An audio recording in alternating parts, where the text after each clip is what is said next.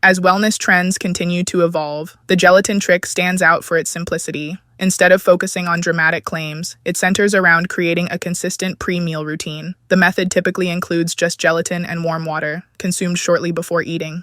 Many users describe this as a way to gently prepare their body and mindset for meals.